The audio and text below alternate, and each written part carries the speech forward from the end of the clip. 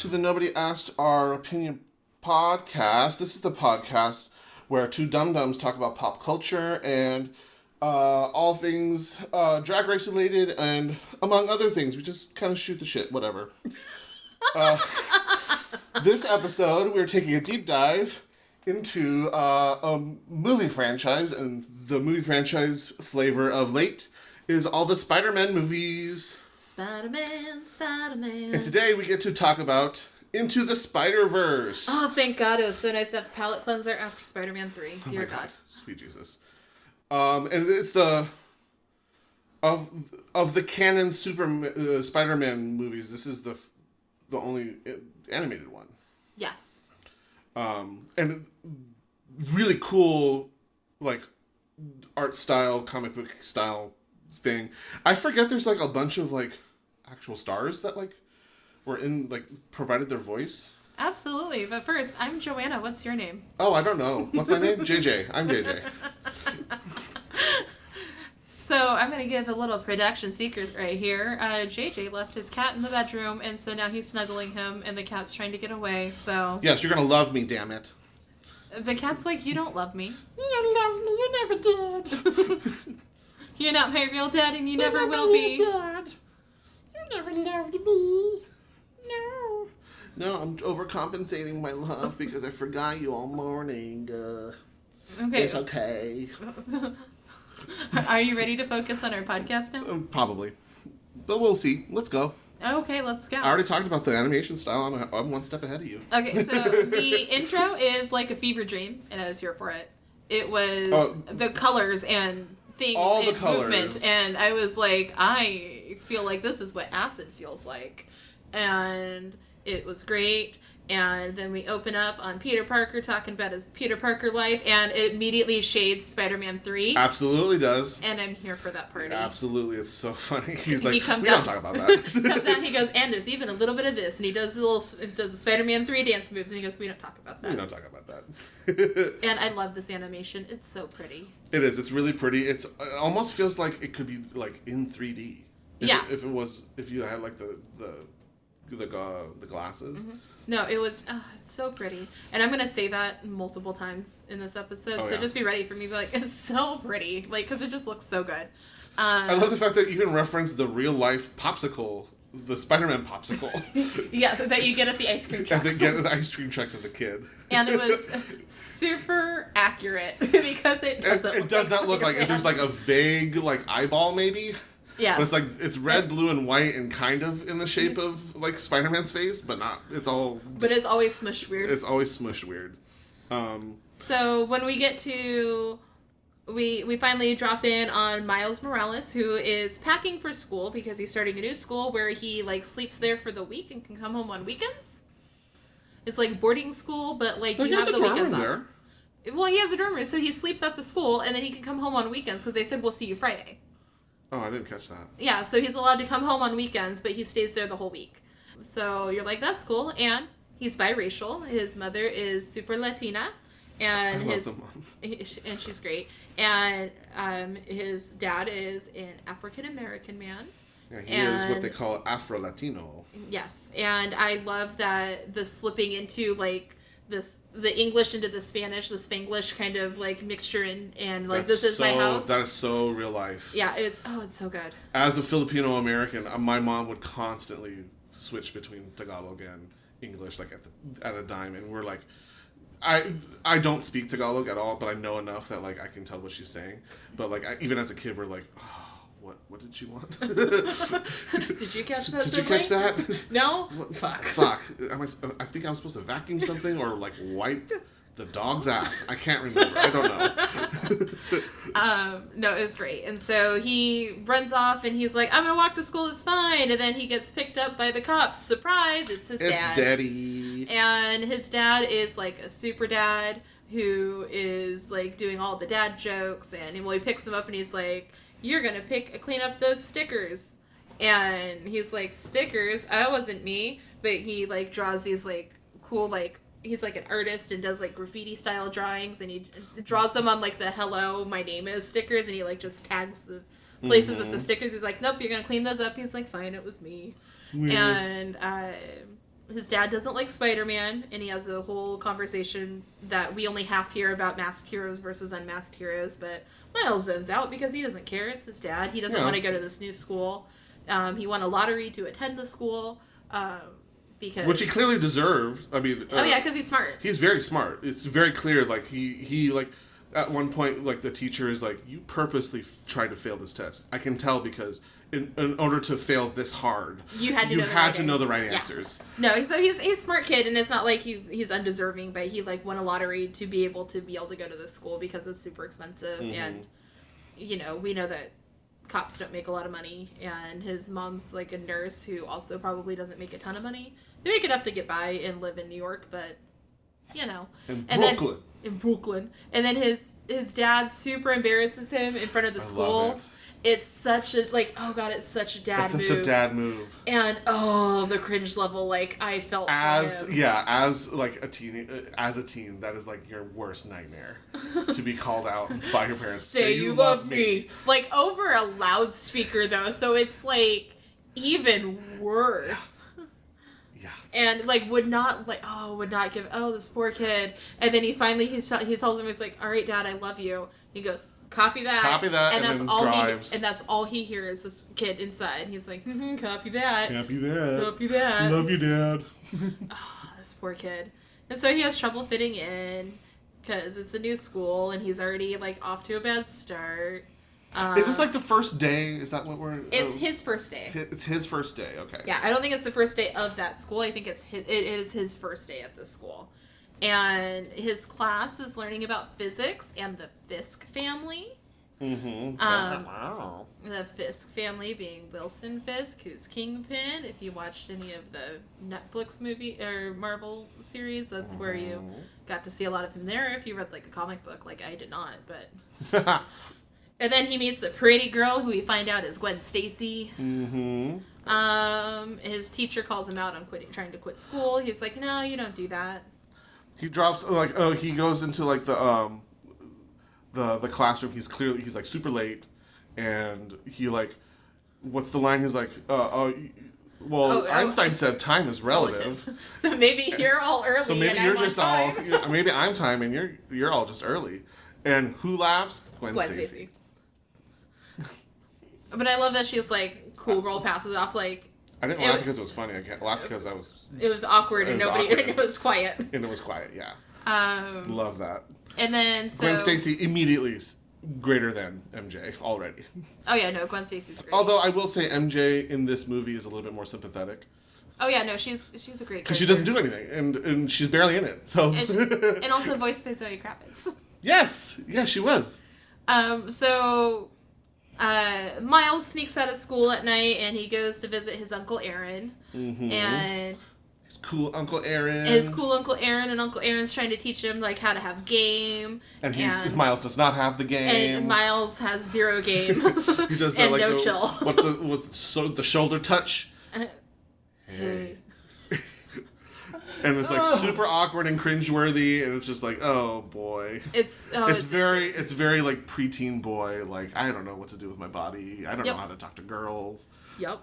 And so Uncle Aaron takes him to a super secret subway station. We've never seen those. What's with the super secret subway stations? Apparently they're things. And he gets to get his graffiti on, and we see a spider. Radioactive spider. So he makes his art, and it looks great. It's so cool. And yeah, that's the one thing I really like about like the art in this is that like it's really vibrant colors. Super vibrant colors, very vivid. I like the fact that it's very, like, Banksy graffiti art. No, I was just about to say, I love the positive spin they're trying to put on graffiti, even though, like, Miles's dad for, like, a good portion of the movie is like, it's whatever. No, it's defacing buildings. But, I mean, but even, like, his Uncle Aaron, he tells him, he's like, hey, me and your dad, we used to do this exact same thing. And he's like, what? And dad? My dad? And it's a super payoff at the end when you see Miles and his dad, like, in appropriate places, being able to brighten up the city with this graffiti style art, which is cool. I love the fact that because in all Spider-Man movies, the radioactive spider bite is always like this huge moment. Oh god, I literally have a whole thing about it. I love it's super dramatic animation and it's so ridiculous. He gets bit by the spider and you're like, oh shit, here it comes, and he just goes like flick, flick, and then just walks away, and you're like, super anticlimactic. It's perfect. It undercuts. I love the fact that they undercut that moment because it really does set the tone of the movie and Miles Morales' character and just like the way they decide to kind of take on a Spider-Man storyline. Absolutely. No, I'm here for that. And I love that. Oh yeah, but we also see Uncle Aaron super dip out because he's like, oh, gotta go. Yeah, I got this. I gotta go to work. I got a phone call later. And so Miles goes back to school and he goes to bed and he wakes up and he's taller. Yeah, my pants don't fit. Must be puberty. And now the movie is a comic book. Yes, and because because he's a superhero. And so now we're in a comic book, and it's great. And I love that he's even a self-aware comic book, because at one point he's like, why is my voice so loud in my head? Yeah. And he has sticky hands. Yeah, that he can't control, so he's like sticking on to like the just random Yeah, he just sticks to things. Because he's really strong and sticky now. Yes, I'm really strong and sticky. He has a hilarious time figuring out his powers, and I'm here for this moment. Again, it very much undercuts the overly dramatic like Superman training montages in the previous movies where they're like, oh, this is him trying to learn how to shoot his webs and things like that. Here, he's like fumbling fool, has no idea how to go about this. Not that any of the Peter Parkers or any of the previous Spider-Man knew what they were doing, but like they did it gracefully, it seemed. Oh yeah, no, and I love like when he's going to like, because like everything is being mirrored in like this comic book about Spider-Man that is like real life in his world. Yeah, because Peter Parker is Spider-Man in his universe. Yes. And he like, I think in his universe, he's the blonde Peter Parker, correct? Yes. So that means like he's Chris still Pine. Yes, voiced by Chris Pine. And his Peter Parker is like super successful and like is still like married to MJ and their relationship is really good and life is really good for his Peter Parker and like he like even there are comic books of Superman and he's like, oh, I'm kind of going through the same things that he's doing. Very, very comic book style. Like he runs into Gwen and like rips out her hair. Oh yeah. Doesn't rip out her hair, but like gets stuck to her hair and they have to like shave her head off or shave the part of her hair off. The security guard like realizes he's like, hey, you were not here last night, and he's like, he says, what does he say? He goes, where were you last night, Morales? And like his comic book voice says, play dumb. He's like, who's Morales? He's like, but not that dumb. And then runs off. I love that. Oh yeah, no, oh god, it's so good. It's so funny. Eventually he goes and he finds the spider that bit him. And then he starts hearing the multiverse. And he gets his, I guess it's not a Peter tingle. He gets this, it's a spider sense. It's a spider. It's a proper spider sense. Yeah, wavy lines from the head. Wavy lines from the head. And then we see a giant Green Goblin. Fucking huge. And he wants to open a portal. You're like, what? And again, then there's like a secret lab in a subway. It's always in a subway. Always in a subway. And Spider-Man saves Miles, and they figure out they're both Spider-Mans because of their spider senses. Their spider senses tingle each other, and they're like, oh, hey, you're like me. Yes. And so he offers to help Miles learn how to use his power because he knows what it's like to try to figure it out on his own. He's like, I'll be your mentor. It'll be great. Which means that things aren't going to go well. Foreshadowing. And so he gives him a like USB stick-like thing. And he goes, go stick that in the giant machine. And so he goes, okay. And then he gets attacked. And I love, though, he says, Peter Parker says, I'm so tired. Yes. And you're like, oh. Because at this point, he's been Peter Parker for over a decade now. Yeah. So he's like in his... It said he was in his 20s. But late 20s, right? 26. Oh, did they say his actual age? Yep, when they give the report on the news, they said he was 26 and he'd been Spider-Man for 10 years, so he got his powers at 16. I shouldn't be watching movies at 3 a.m. You probably shouldn't. That's why I watched it this morning. It's all fresh in the old noodle. But yeah, but he just says, I'm so tired. And then Kingpin comes out. Who's also giant. He was also giant, but that's like comic book compliant. But still, like... But yeah, no, but giant man. But he's a giant man. Like, what the hell? Yep. And we're just okay with this giant man walking around? Like, okay, cool. Yep, because he's rich. Everybody's just, like, literally, like, the size of his leg. And yep. And he's just, like, walking around this hulking person. Yep, and nobody cares because he's rich. Because they give the monies. Because he has the monies. And so he comes out and starts the portal, and then the dimensions open, and they're unstable, and it looks so cool! And then you hear Vanessa call out for Wilson, who is Kingpin, from the multiverse. And then they said, Spider-Man is doing so well. So he gives the key to destroy the machine and says if he doesn't, it's going to get rid of everybody. Kill all the people. It's going to get rid of all the things. Everybody's going to be gone. Yeah. And Miles goes to do that, and Kingpin kills Spider-Man. He, like, Hulk smashes him to death. Yep. It's like incredibly violent. Yep. He just goes whack. Yep. And you're just like, oh, he dead. He dead. He dead. And then Miles almost gets hit by a train. Because what's I call him Purple Guy. He has a name. Prowler. The Prowler is sent out to chase him because Kingpin senses like, oh, there's somebody here, and so they're like, yeah, go chase him. And yeah, Miles loses him because he like jumps in between trains and he can't. I just wrote, God, this just looks so good. And then he runs home. Yeah, then he goes home, and then we get that the news report that Peter Parker / Spider-Man has died. And Miles visits Stan Lee and gets a Superman costume or a Spider-Man costume. Before that, I wrote down his mom says our family doesn't run from things, and I love a world where Spider-Man actually has parents. Yeah.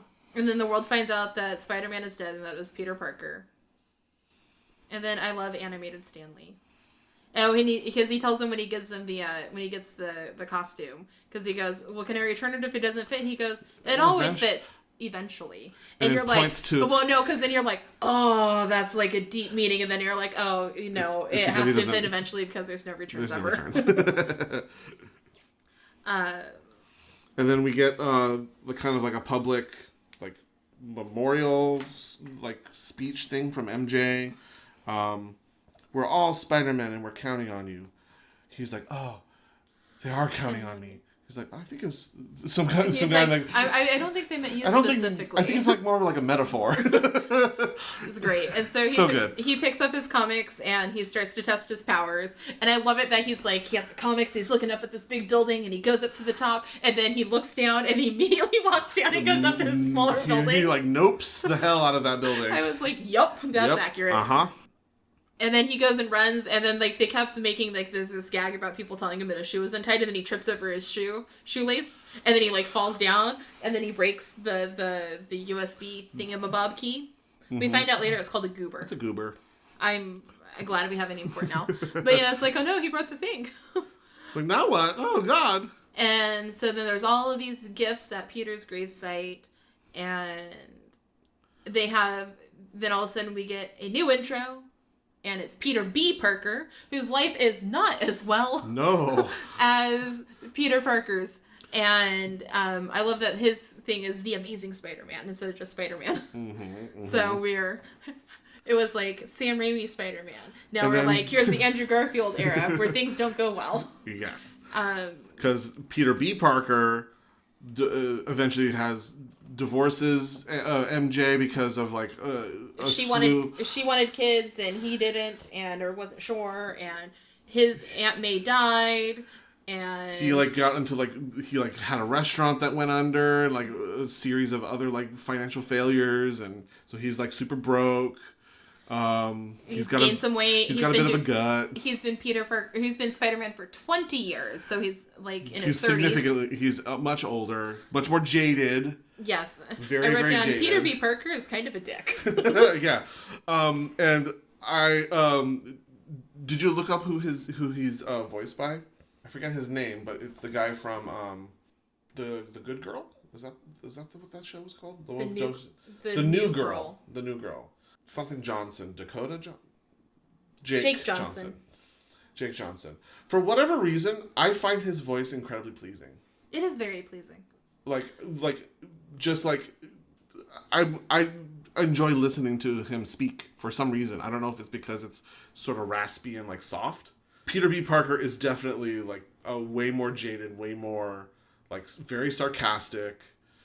He's kind of a deadbeat like version of Peter Parker, and so he like, you know, out from the shadows kind of like approaches Miles, and Miles in a kind of scared fit electrocutes him. Because apparently he has electrocution powers now. Yeah, we find that he gets all sorts of new powers in yeah, he gets new things, and we're like, okay. But he electrocutes him, and then the police show up, and they're like, hey kid, get rid of that body, and they sling away, and so he's web slinging an unconscious body. And it's just great. It's so funny. I think what the police report said, like, the corpse of a homeless man or something like that. There's some kid in the corpse of a homeless man. Hey, kid, drop the body. It's great. It's just great. It's so silly. It's such like a little dumb sequence, but it's so charming and kind of dumb and ridiculous that he's just like slinging around this unconscious body. And so Peter B. Parker says that once he wakes up and they're talking, and he says that he's going to go and solve this problem on his own, and it's going to be fine, and you stick here, kid. And Miles is like following him around, trying to like stick to walls while he's walking around, and then he just sits, and he turns around and he goes, "What are you doing?" He goes, "Making you feel guilty." Because clearly he wants nothing to do with Miles and doesn't want to do it. He just wants to get this over with and go back home. Yeah, and he wants nothing to do with this kid. And he's like, "What are you doing? Making you feel guilty? Is it working?" He goes, "Fine." And it's great, and it works.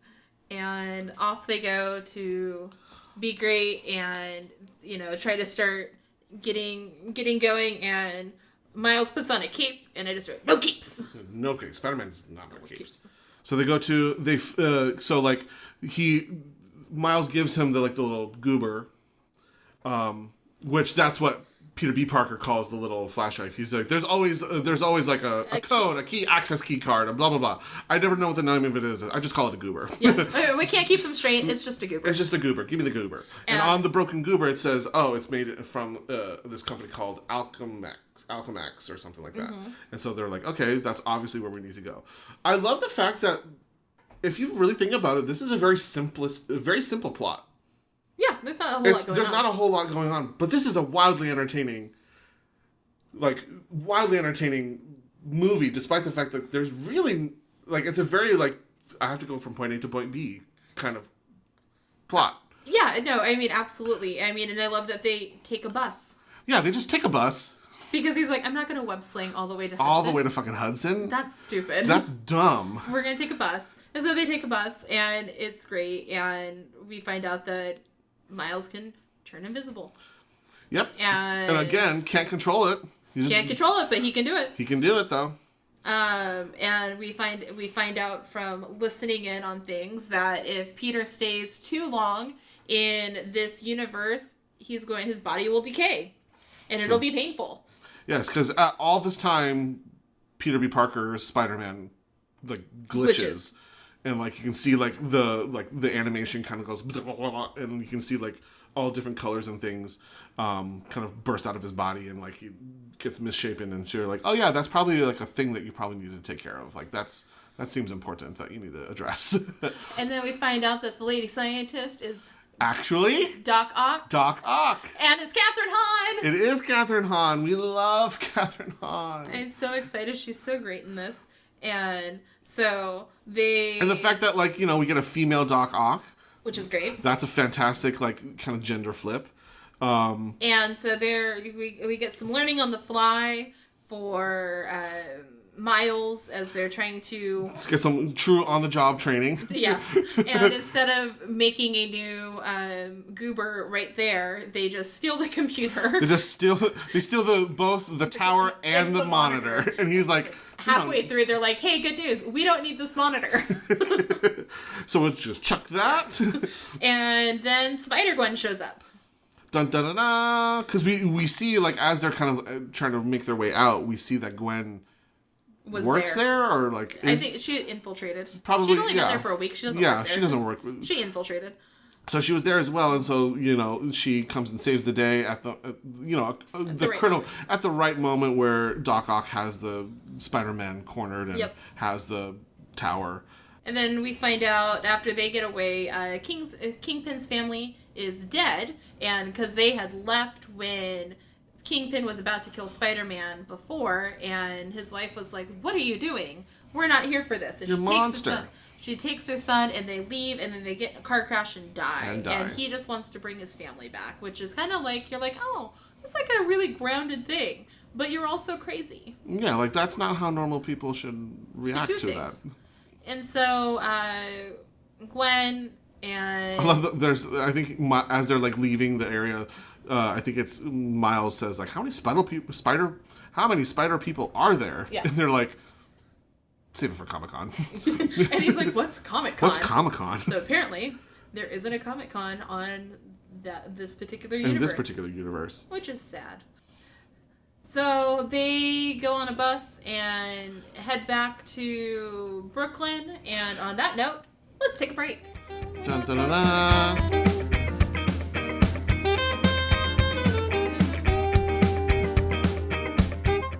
And we're back! And we're gonna go visit Aunt May, who's Lily Tomlin! Yes! So, and I love that the animation even looks like Lily Tomlin. It kind of does. Like, so good. Even in the hair, like, even so the good. hairstyle was kind of very Lily Tomlin. It's so good. And Aunt May is fucking badass. Yeah, she's like... I'm gonna say it. I said it before that Rosemary Harris is the best Aunt May. I changed my mind. Lily Tomlin's the best version of Aunt May because she's amazing. Because not only does this Aunt May know that Peter Parker is Spider-Man, but like actively like helps him. Yeah, and she's like a tech guru, and she like at one point like kicks a bad guy like out of her house. Yeah, she like I think uses a baseball bat and is like, get the hell out of my house. Yeah. No, it's great. Because Aunt May is a badass with a secret lair. Mm-hmm. And they're going down, you see all these like little Spider-Man Easter eggs of like, look at all these little Spider-Mobiles they have, and then you see all of the Spidey suits. Yeah, it's very much like Spider-Man's Batcave. Yeah. And one of the Spider-Man suits has a cape, and I love that Miles is like, hey Peter. Hey look, it's a cape. And it's great. It's great. And then we get to meet more Spider-Man. More Spider people. We get Noir Spider-Man, voiced by Nicolas Cage. We get Anime Spider-Man, whose name is Penny Parker, and she's voiced by Kimiko. I forget her last name, but she was on Orange Is the New Black. She was on Broadway. She was in the original cast for Waitress. She played Dawn. That's right. And that's why I was like, why do I didn't recognize her name right away, and I was like, why do I know you? And I didn't have time because I watched it this morning, but I do love her. She's great. She's so funny. She's got a very unique like voice. Yes. Very unique voice. Very much like she could play a child eternally. Yes. Like voice a child eternally. But in addition to Anime Spider-Man, Penny Parker, we get Peter Porker. Peter Porker, who is the Spider-Ham. And voiced by John Mulaney. John Mulaney, which I really feel like we really missed out on an opportunity to just have John Hamm randomly in this movie be the pig. Oh my god. I wonder if he was just busy that day, but I love John Mulaney, and I was glad that he was here because he's hysterical. And then we get to see all of their like different universes and their little origin story comic book things, and it was like, this is overwhelming. Yeah, it's a lot. Like Peter Porker gets bit by a radioactive pig. Yep. Noir Spider-Man or Anime Spider-Man, she gets her spider is in the robot that she like.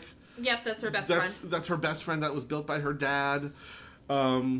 And then Noir Spider-Man, he like is always in black and white because he's from the 50s and he plays like the noir detective.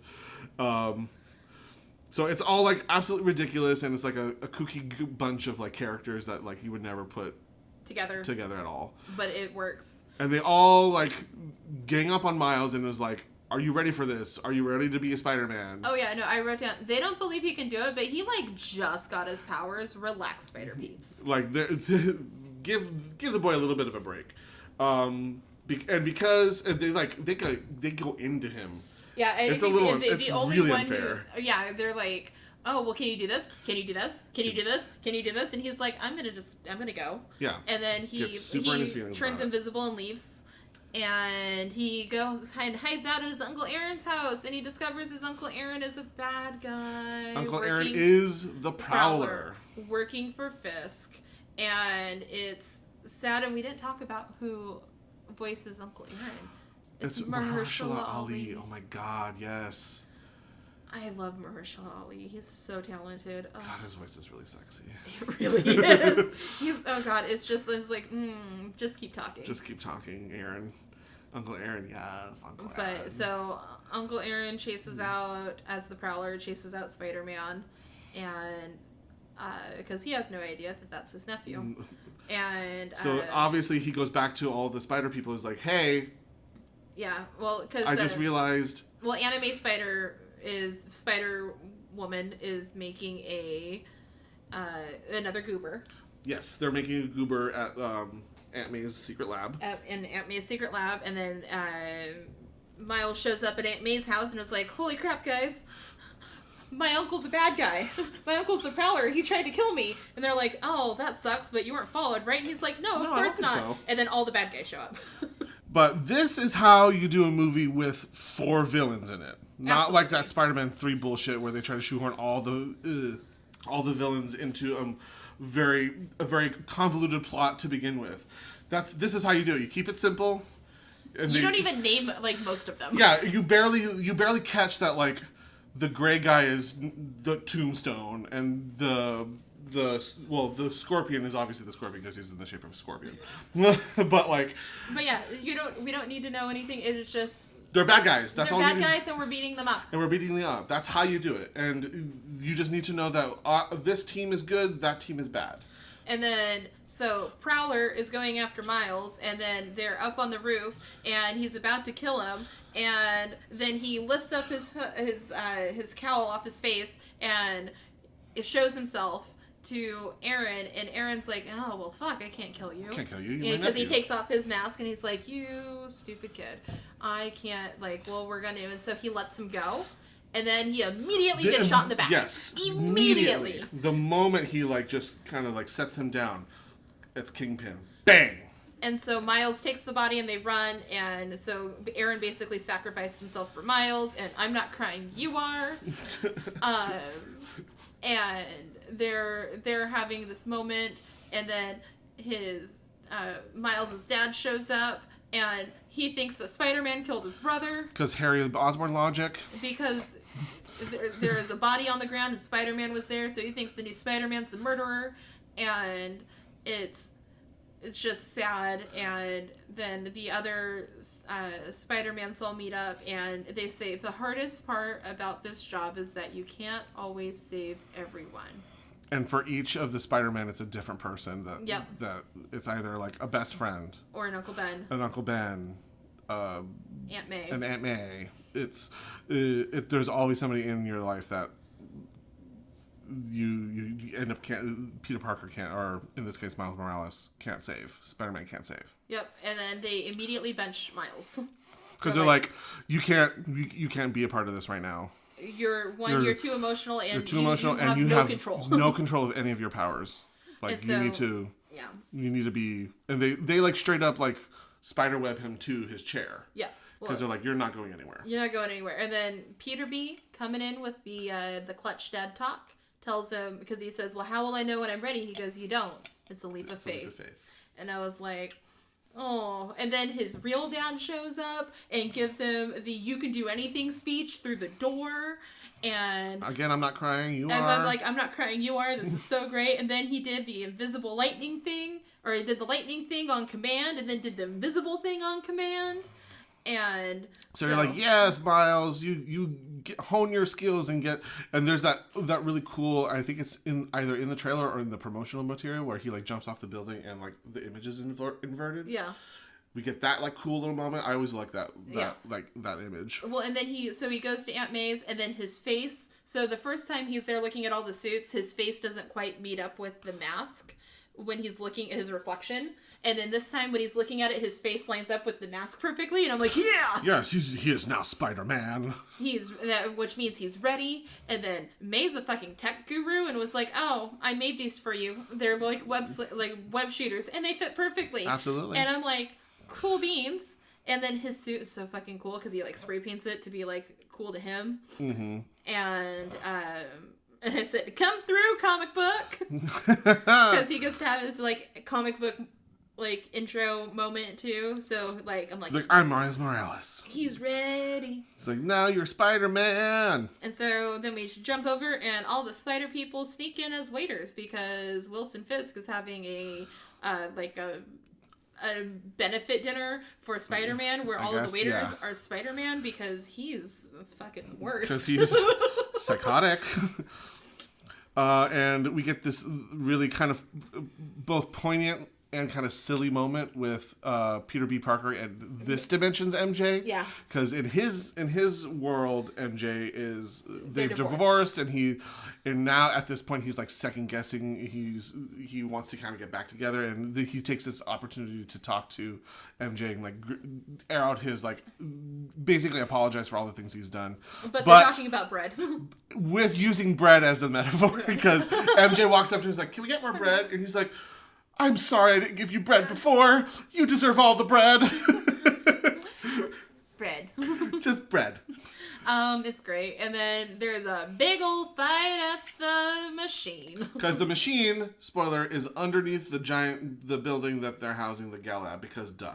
Because that's where it needs to be, because it can't be at the subway anymore. Can't be at the subway anymore. It needs to be under the building where they're hosting this fancy party. And so they're all doing the fighting thing, and all of a sudden Doc Ock is hitting herself with her thing. Stop hitting yourself. Stop hitting yourself. Stop hitting yourself. And you're like, oh, it's just Miles. Because he's invisible. Because he's now invisible. And he's got all the... Now, like, the moment that he steps in, the tide of the fight kind of shifts. And now, like, all the good guys are kind of getting the upper hand. Yep. We do get moments of... I said, uh-oh, it's all getting wonky. It's all getting wonky because they fired up the machine, and the machine's now starting to distort reality, and the dimensions are all coming through and getting like mishmashed and smashed together. But it looks so cool. It's so cool looking, and it's so pretty. It's so like, God, the animation's so good. Yeah, the animation in this movie is really well. Like, again, it's all like vibrant colors. Yeah. Super vivid. Even like the sound effects of like the dimensions and stuff, like that is also like super super cool. But yeah, I think it's Miles. Doesn't he put the goober in? Does Miles put the goober in? Yes, but not yet. Like, there's so many things happening. Like, I have so much notes that are just like words that I'm trying to remember what happened. I think at 3 in the morning I fell asleep at this point because he puts the goober in. Oh, because there's like fighting, and so I said. Oh wait, yeah, doesn't the spider robot gets hurt? And then I was like, but then they do teamwork. The Spider Gwen and Peter B. Parker and Miles are like using teamwork to like fight the things, and then I wrote hit by a truck. Peter Porker brings out like this giant mallet and like hits the first he drops an anvil very cartoon style on the Scorpion's head, and then like proceeds to just mollywop him with a mallet. Yep. And then the robot dies. And it's like kind of sad. But it's just a robot. But it's just a robot. But it's just a robot. I know, but it's like a really emotional like beat. But you're like, they can build another robot because the spider's fine. Yeah, the spider's fine, but you're like. But it's like her best friend, and it's sad. And And then I wrote Kingpin bad. Oh, and yeah. He but pierced. but then they're up there and they're gonna put the goober in, but Gwen and Miles have like this super adorable moment. They're being cute, but here comes Kingpin, and they're like all jumping in and saying goodbye and having their moments, and then I wrote bye Peter, happy tears. Because they have, like, this moment where he's like, no, I'm just going to stay. It's fine. And he's like, no, man, you got to go. And he's like, but I'm not ready. And he goes, and he looks at him. He tells him, he's like, you're never going to be ready. And he goes, it's a leap of faith. And then he drops him in and he goes back to his dimension. And you're like, oh. I'm not crying, you are. I'm not crying, you are. I know, I cried a lot in this movie. And then we get the final Miles versus Kingpin moment. Final boss moment. And then they're fighting, and then he has him in the same position as he had the original Peter Parker, and he's gonna kill him, and then his wife and his son, and you hear throughout the multiverse, they're all gonna watch him almost kill Spider-Man again. And they're like, what are you doing? You're a monster. Yeah. And then Kingpin, like, gets really upset, and they're, like, fighting some more. And then Miles' dad is there, and he starts cheering him on and goes, come on, Spider-Man. Which is nice because up till this point, he was like very anti-Spider-Man. He thought he killed his brother. Yep, and he realized, though, came to the realization that, you know what, maybe these spider people are okay. And then... Yeah, clearly, he's like, I'm way in over my head in this scenario. Like, right? like, I have no fucking idea what's going on. Let the spider people do what spider people do. And then they're sitting there, and they're fighting, and then he says... Miles says, hey, do you know about the shoulder touch? And he reaches over and touches his shoulder and then electrocutes the fuck out of him. So good. So good and so satisfying. Yes. Because that's really the other only moment that he's ever used when he breaks free. Yeah. So that's... He's used it 3 times. First accidentally, then to get out of the thing, and then now. Yeah. Right? It's so good. And then all of the things are ending finally, and because he electrocutes them and it's up by the grid, and so it, like, everything, like... crashes down, and then everything's being sucked in, and then things are breaking, and then the anvil falls and lands in the middle, and it's perfect. It just went bonk. Bonk. And then it went boom. Then exploded. And so he, Miles in the spider suit, like, calls his dad from up, like, and they have, like, a moment to, like, reconcile, and it's sweet, and it's kind, and he doesn't think that Spider-Man is a bad person anymore. And then his dad starts doing, like, cringe dad talk. Trying to be hip. And then Spider-Man appears and does that terrible Brooklyn accent that I want in every Spider-Man. I literally wrote, bad New York accent is canon. Bad New York accent is part of the MCU. Yep, and he... Spider-Man hugs Officer Morales. And tells him I love him? Doesn't he goes, I love you. And he's like, what? What?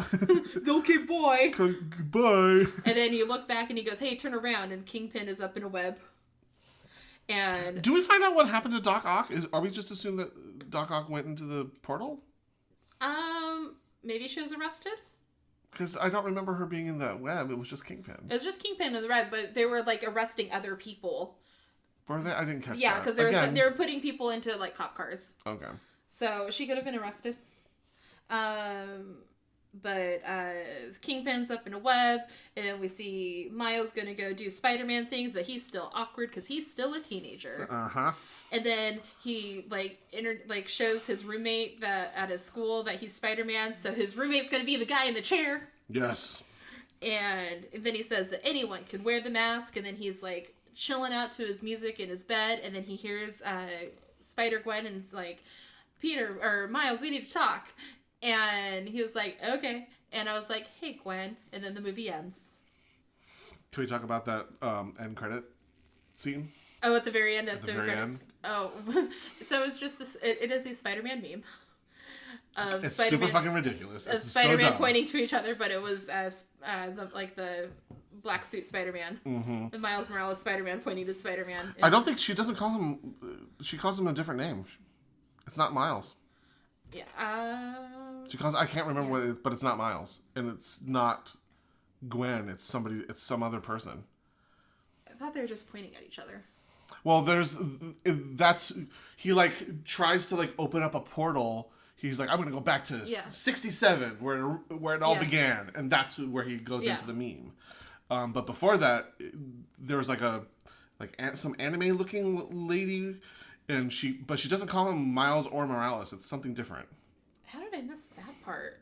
I think I just like fast forward to the end, and then I saw the meme, and I was like, this is what I was here for. The actual like meme is super ridiculous because it's just like, you put it in me first. No, you put it in me first. Yeah, because meanwhile in Nueva York. Oh, so hold on. It's a Miguel O'Hara. She calls him Miguel. It's such a dumb little bit, but the important part is the beginning bit where it's, I guess, like I had to look it up because I was like, who the fuck is Miguel?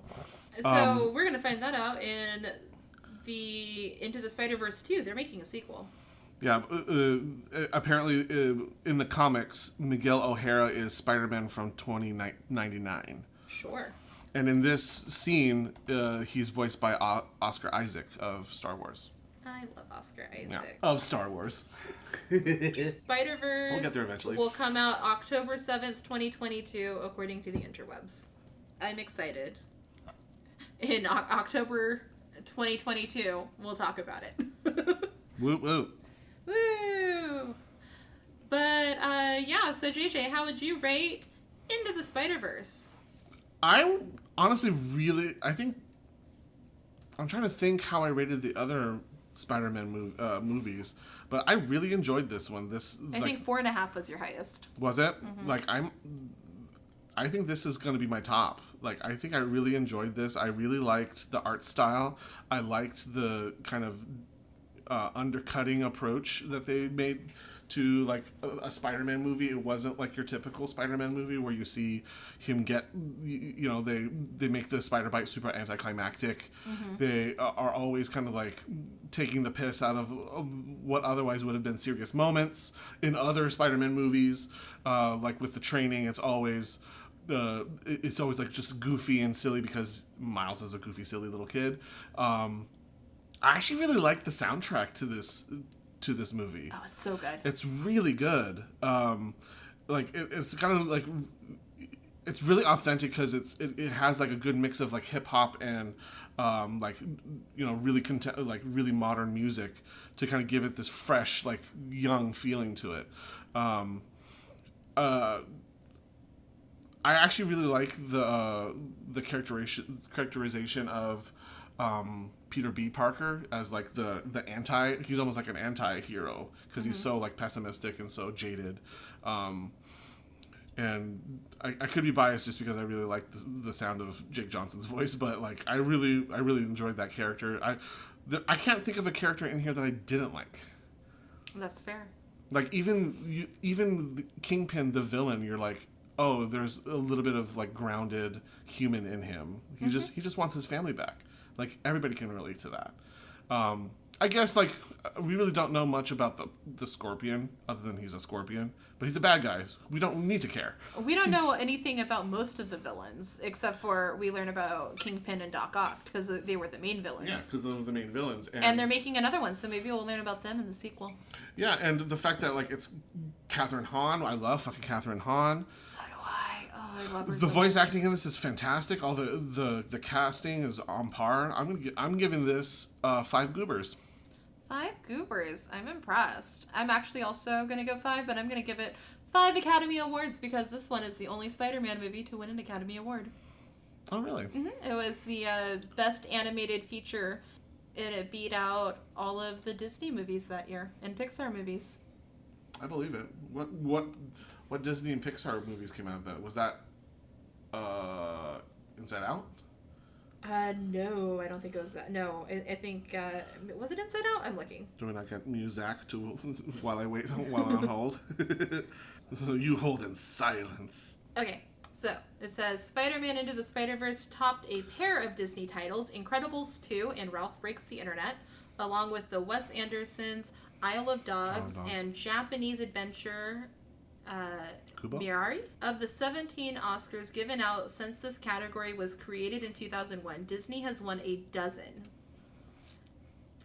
And including The Incredibles in 2005, and the last 6 leading into that: Brave, Frozen, Big Hero 6, Inside Out, Zootopia, and Coco. I mean... And Into the Spider-Verse was only the second for Sony Pictures animation film ever even nominated for an Oscar, after 2007's Surf's Up. The fuck? I've never heard of that movie. That's why it didn't win. Never in my life. Yeah, so 5 out of 5 Oscars, because this is our... Oscar Isaacsons. We are Oscar Awards, Oscar Isaacsons. Or is it just Oscar Isaac? It's Oscar Isaac. It's Oscar Isaac. All of the Oscars. So 5 out of 5 Oscars. It's really good. It's very good. And we got to end on the Academy Award winning film, really to put the cherry on top of the Spider-Man franchise, which we had some really high highs and some really low lows. Some Spider-Man 3 lows and Amazing Spider-Man 2 lows. Which would we consider worse? What would be the bottom? Oh, I think Spider-Man 3 was the bottom. That was just that was painful to get through. There were at least moments that in, I think, Amazing Spider-Man 2 where you're like, this is somewhat redeemable. Like Gwen Stacy, like she was great and everything, like throughout the whole movie. The villains, I mean, there was at least some like groundedness with some of the villains, even though it got like in Amazing Spider-Man 2, because like Jamie Foxx's character, like they just didn't. It just wasn't developed. It just wasn't properly. Well, like, and yeah, I think we discussed that too. Because, and again, it suffered the same problem as Spider-Man 3. It's let's shove all of the villains into this movie because we can. But it was, while it was still convoluted, it wasn't as convoluted as Spider-Man 3. Yeah, I think I would agree. I'd put Spider-Man 3 on the bottom. But a close set of right above it is Amazing Spider-Man 2, because they were both awful movies. I'm going to put, at least for me, I'm going to put Into the Spider-Verse at the top. Oh, I might too, because there really wasn't a downside. I mean, you're wildly engaged the entire movie. It's visually pleasing. It's a it stands alone and fine. It's very unique. And it touches touches on the other films, and like shades them a little bit without being like, and it's self-aware enough, but without being too self-aware. And like I said, it's so pretty. It looks so good. They spent a lot of money clearly to make that animation look that good, and it was well worth it. Mm-hmm. Yeah, I think I'm putting Spider-Verse at the top, and I think I'm gonna put the Tom Holland at top 2 and 3. I'm gonna put Far From Home. I think I really liked. Well, because it changed all. I mean, come on. But like, I think Far From Home was a really good. It really upped the stakes. It really upped the ante from Homecoming. I'm gonna agree, except for for my personal, I'm gonna swap the ones, and I'm gonna put Homecoming first, just because that villain reveal, when you find out like that the Vulture is, his Homecoming date's dad, and you're like, the fuck? Yeah, no, that moment is like, that reveal was better than the Jake Gyllenhaal reveal. And for me, that was just like, that was good, like, movie gaslighting. Like, you were not ready for it. Mm-hmm. And it just like I said, the entire audience was like, what? The fuck? Yeah, and I will concede that, like, even though you knew that Mysterio was going to be the bad guy, you just had to get that, like, confirmation. Yes, and it was a great reveal and a great confirmation. But we knew it was coming. If you had ever seen a Spider-Man cartoon, you're like, oh no, he's the bad guy, right? Yeah. Like, are you what? But utilized, and then after Tom Holland's, Spider-Man 2. Yeah, I'm putting Spider-Man 2 after the Tom Holland, so like that would be my 4. Yeah. That would be 4, immediately followed by the first. I'm putting first right after. Yeah. And then Amazing Spider-Man 1, and then 2, and then Spider-Man 3. Yep, because Spider-Man 3 we pretend that didn't happen. I mean, the global consciousness kind of ignores Spider-Man 3. Only addresses it for the meme ability. T. That's our official rank for Well, I mean, we only have one you know, discrepancy, one- and one- it's a minor one. very, very. It's we could have tossed a coin, really. Absolutely. So that is our official ranking of the Spider-Man franchise. Thank you for coming along this journey with us. Boy, it's been a journey. We've enjoyed it mostly. Mostly, yes, yeah. Overall, it's just goddamn, it's a lot of Spider-Man. It is a lot of Spider-Man, but we are so excited to announce that we have our next franchise on the docket ready to go. We are going to watch all of the Indiana Jones movies. We're even going to do the Crystal Skull, guys, and it'll be fine. We'll walk you through it. It'll be safe. We will watch it so you don't have to. Yes. Or you can watch along and commiserate with us. It will be great. But if you enjoyed our Spider-Man rankings, and if you want to share your own rankings with us, please send us an email. Email us with your thoughts and opinions on Spider-Man at nobodyasked-our-opinion@gmail.com. And if you have other thoughts and ideas of movie franchises you would like JJ and I to tackle, send those in there as well. We are here for your thoughts so we can give you our thoughts. Also, give us a follow on Instagram at Nobody Asked Our Opinion. You can listen to us on YouTube at Nobody Asked Our Opinion Podcast if you choose not to do the podcast thing but like to do the YouTube thing. You can follow me at Joey Snow 2006. And me at pianoman_05. You can follow our unpaid intern at Natalia at The Third Rule Creative. And follow our producer Jonathan at Jelly Sound. Rate us, leave a review, comment, do those things that you do to boost our algorithm on our podcast network, and tell your friends because we're entertaining as hell. I like to think so. So tell your friends and help boost our ratings because we want to have all of that fun stuff happen. So give us a listen again on Friday. We'll be back to talk about all pop culture things and funness. Okay, bye! Okay, bye!